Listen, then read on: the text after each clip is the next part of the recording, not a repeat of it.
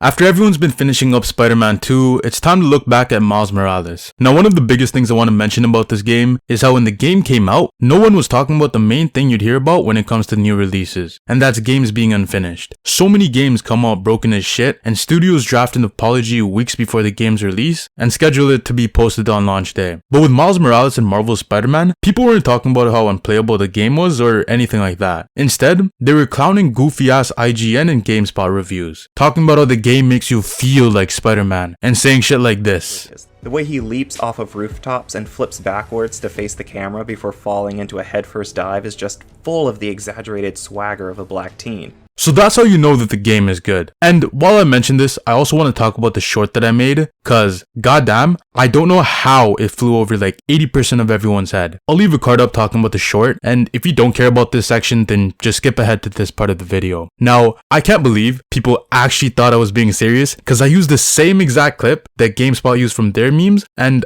I straight up quoted what they said to make it clear I'm just goofing around. But somehow only a couple of people caught that, and I was just so shocked. And even if you weren't aware of the IGN and GameSpot memes, I didn't think people would have actually believed I was being serious. Complaining about a game cause he doesn't flip like he does in Miles Morales, and cause of that, you don't feel like a black teen. Now, at the same time, there are a bunch of dumbasses on the internet that complain about shit that doesn't even matter. Like, the biggest thing that I can think of recently is not watching The Little Mermaid cause she's black. So I guess people might have thought I was complaining and that I was just plain fucking stupid. Now, with that being said, I'm not a smart person. I was hanging out with the girl I liked one day, and she asked me how tall I was, and I followed up with a stupid question asking how much she weighed, with the worst follow-up joke imaginable, asking if she was overweight or obese, even though it was a normal weight. So, I'm probably not the smartest person in the world, but I don't think I'm that stupid. So, I just don't know how like 80% of the comments thought I was being serious when the pinned comment is also a meme. But anyways, let's get into talking about the actual game. Now, this is a much shorter game than Spider-Man 1 and 2, as the game only took me about 10 hours to 100%. Not platinum, because I'm just gonna go through New Game Plus some other time. But this obviously meant the story was gonna be short, and it ended up feeling rushed. You don't have the time to breathe and process different parts of the story, cause it goes by that quick. Like, I don't even think I had time to think about and speculate who the villain was, cause it went by like that. They reveal the villain, and they get unmasked in the blink of an eye, and you don't have time to get emotionally invested. Now, I am going to get into spoilers for a bit, so just skip to this part of the video, cause I don't want to be vague with these points.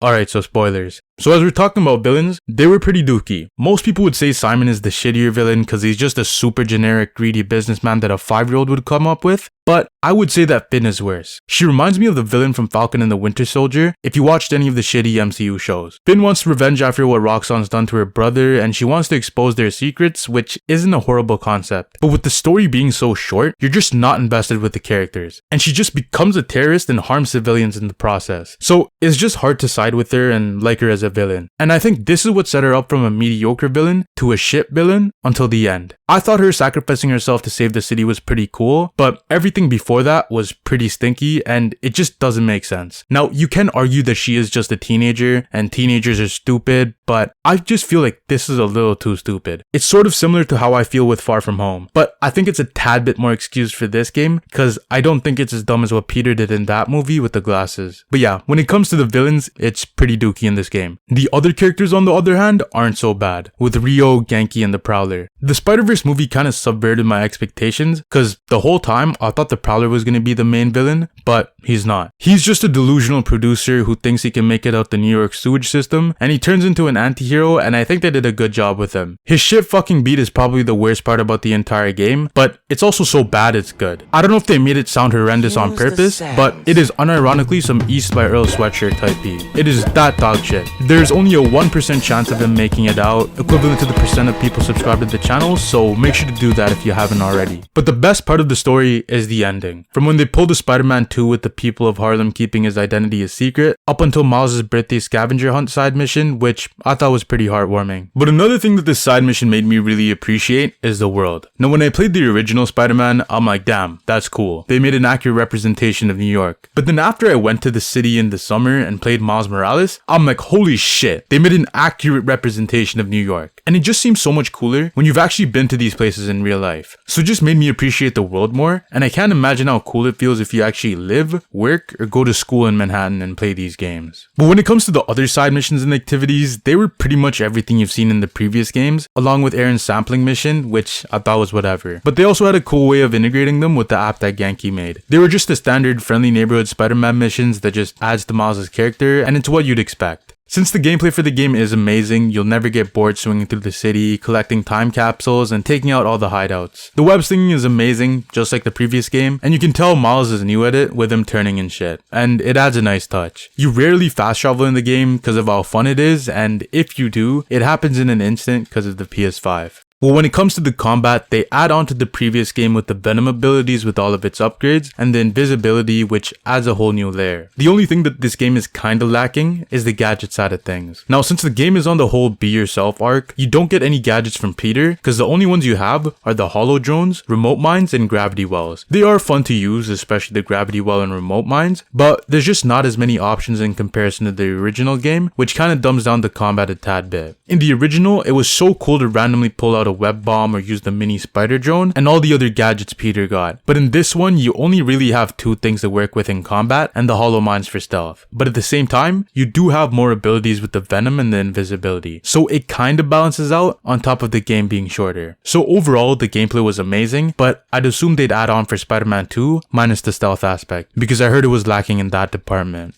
Now, the other thing I wanted to talk about that I wasn't a huge fan of was the voice for Miles. In Spider-Man PS4, I didn't really care too much, but in this game, he just sounds a little too young, I feel. It's kind of like the issue I have with Peter, but with his voice instead of his face. I don't know what it exactly is, but it might just be a combination of what he says and how he says it. What it sounds like to me is that he sounds a little too nerdy, so he kind of sounds a little high-pitched. Now, I get he is a nerd and that he's in high school, but I would have expected it to be a bit more mature, and I just would have liked it if the nerdiness was toned down a little. One line that really stood out and made me cringe was the "because I'm Spider-Man" scene. Because I'm Spider-Man.